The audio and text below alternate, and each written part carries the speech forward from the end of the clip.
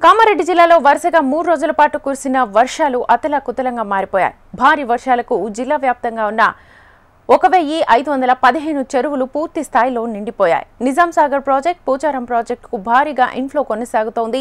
జిల్లా వ్యాప్తంగా 39 చెరువులకు గండ్లు పడ్డ పరిస్థితి నెలకొంది. ప్రస్తుతం గండిపడ్డ చెరువులు, కుంటాలకు తాత్కాలిక మరమ్మతులు చేస్తున్నామని కామారెడ్డి జిల్లా ఇరిగేషన్ ఈఈ శ్రీనివాస్ తెలిపారు. ఈ ఖరీఫ్తో పాటు రబీ సీజన్కు తాగునీరు ఇబ్బంది లేదంటున్న ఇరిగేషన్ ఈఈ శ్రీనివాస్తో మా ప్రతినిధి Bhupathi face to face. Kamareddy జిల్లాలో గత 3 రోజులుగా కురుస్తున్న భారీ వర్షాల నేపథ్యంలో చెరువులు, కుంటలు అలుగులు పారుతున్నాయి. ప్రాజెక్టులకు పూర్తి స్థాయి జలకళ సంతరించుకుంది. అసలు కామారెడ్డి జిల్లాలో కురిసిన వర్షపాతం నేపథ్యంలో చెరువులు, కుంటలు ఎట్లా ఉన్నాయి, ప్రాజెక్టుల పరిస్థితి ఏంటి తెలుసుకునే ప్రయత్నం చేద్దాం. మనతోటి ఇరిగేషన్ కామారెడ్డి సిఈ శ్రీనివాస్ గారు ఉన్నారు. సార్ చెప్పండి, 3 రోజులుగా వరుసగా వర్షాలు కురుస్తున్నాయి. ఇప్పటికే జలకళ మాత్రం సంతరించుకుంది. పూర్తి స్థాయిగా ఉన్న పరిస్థితి ప్రస్తుతం జిల్లాలో ప్రాజెక్టుల పరిస్థితి ఏంటి? సో అన్ని ప్రాజెక్ట్స్ ఇంటాక్ట్లో ఉన్నాయండి. నిజాం సాగర్కి వచ్చేసి ఇంకా 1,60,000 క్యూసెక్స్ ఇన్ఫ్లోస్ వస్తున్నాయి. అదేవిధంగా 1,60,000 క్యూసెక్స్ కిందికి కూడా టువర్డ్స్ మంజీరాల్లో వదిలిపెడుతున్నాం. తర్వాత పోచారంది కూడా మనకు దాదాపుగా ఇప్పుడు 42,000 క్యూసెక్స్ ఇన్ఫ్లోస్ వస్తున్నాయి. మనం మొన్న లాస్ట్ 2 డేస్ బ్యాక్ 1,82,000 క్యూసెక్స్ వచ్చాయి. యాక్చువల్గా డిజైన్ డిశ్చార్జ్ అది 70,000 ఉన్నా కానీ మనకు 1,82,000 వచ్చాయి. కాబట్టి అది కొంచెం అబాట్మెంట్ సైడ్ ఉన్న బియర్ మన మట్టి అది కొంచెం కవర్ అయిపోయింది.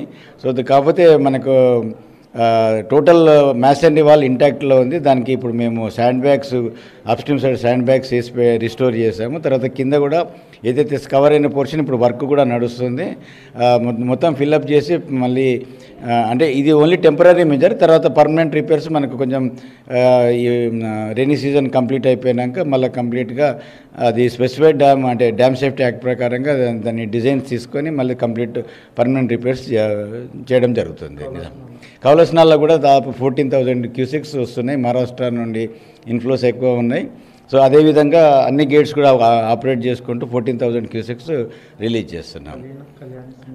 కళ్యాణి కూడా మనకు యాక్చువల్గా అది 18,000 క్యూసెక్స్ అండి డిశ్చార్జ్. కానీ మొన్న 2 డేస్ బ్యాక్ మనకు మోర్ దెన్ 42,000 క్యూసెక్స్ ఇన్ఫ్లోస్ వచ్చాయి. సో దాంతో కళ్యాణి దగ్గర కొంచెం బ్రీచ్ అవుట్ అయింది. అది హెవీ ఫ్లడ్స్ తోటి అది కొంచెం ఫ్లడ్ రిసీడ్ అయినాక దాన్ని కూడా టెంపరీ రిపేర్స్ టేకప్ చేయడం జరుగుతుంది. ప్రాజెక్టుల పరిస్థితి ఇలా ఉంటే చెరువులు, కుంటలు పూర్తిగా అలుగులు పారుతున్న పరిస్థితి నెలకొంది. అసలు చెరువులు, కుంటల పరిస్థితి ఏంటి?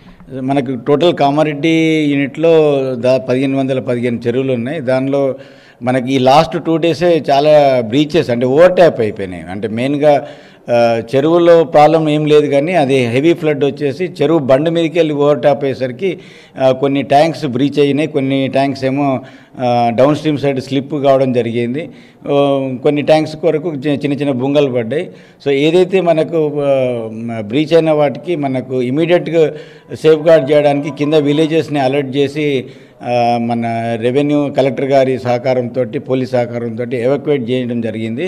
తర్వాత అది రిస్టోరేషన్ కూడా వర్క్ స్టార్ట్ అవుతుంది. ఇప్పుడు కొంచెం మెయిన్గా ఏంటంటే ప్రాబ్లం ఏంటంటే కనెక్టివిటీ లేదు. అంటే విలేజ్ టు విలేజ్ కూడా కనెక్టివిటీ అన్ని రోడ్స్ అన్నీ కట్ అయినాయి. కాబట్టి జేసీబీలతోటి తర్వాత టిప్పర్లతోటి మిషనరీ డిప్లాయ్ చేసి టోటల్గా రిస్టోర్ చేయడం జరుగుతుందండి. టోటల్గా మనకు ఈ 2 డేస్లో టోటల్ అంటే మనకు జూలై నుండి చూసుకుంటే జూలై నుండి మన 26th వరకు 19 ట్యాంక్స్ మనకు అంటే ఓవర్ ట్యాప్ కావడం, బ్రీచ్ కావడం జరిగింది. కానీ ఈ 2 డేస్లో మాత్రం మోర్ దెన్ 40 ట్యాంక్స్ మనకు ఎఫెక్ట్ అయిపోయినాయి.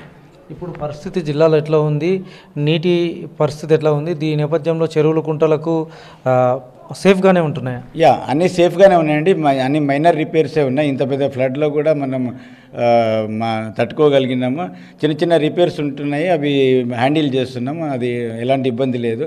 సో మా ఫస్ట్ ప్రియారిటీ లైఫ్ రిస్క్ రావద్దని, సెకండ్ ప్రియారిటీ అని మన వేసిన పంటలు చెడిపోవద్దు అనేది సెకండ్ ప్రియారిటీ. తర్వాత థర్డ్ ప్రియారిటీ ఏంటంటే నెక్స్ట్ పంటలకు ఖరీఫ్ నీళ్ళు ఇవ్వడానికి ఎట్లా వాటర్ స్టోర్ చేయడం, సో దాన్ని ఎట్లా మళ్ళీ ఫర్దర్ బెట్టింగ్స్ ఇవ్వడానికి ప్రయత్నిస్తున్నాం.